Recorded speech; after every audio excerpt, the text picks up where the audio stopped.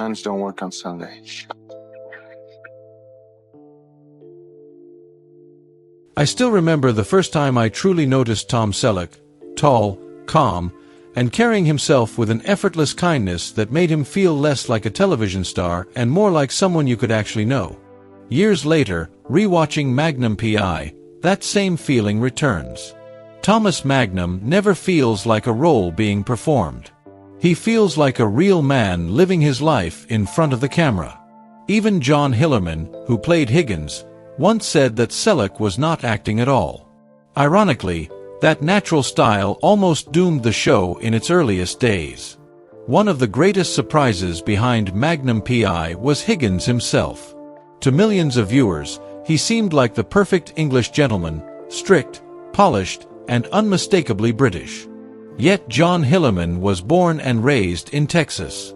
His accent, posture, and restrained emotions were the result of intense study and discipline, not background. The performance was so convincing that many viewers, even in the UK, believed he was genuinely British.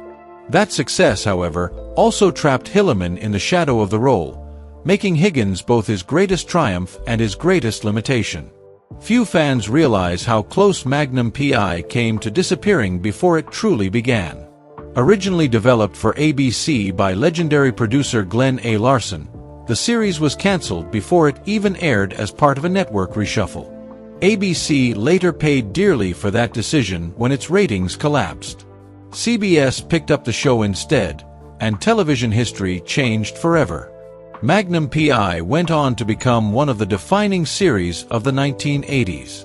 The character of Magnum himself also went through a major transformation. He was first imagined as a James Bond-type figure, smooth, flawless, and distant. But when Tom Selleck stepped in, everything changed. Drawing inspiration from the Rockford Files, Magnum became more human, relaxed, and imperfect. Hawaiian shirts replaced tuxedos, humor replaced polish, and a thick mustache replaced movie star perfection. Even the red Ferrari became part of that grounded fantasy, not a symbol of wealth, but of freedom. Selleck nearly walked away from Magnum P.I. for another role that would define a generation, Indiana Jones.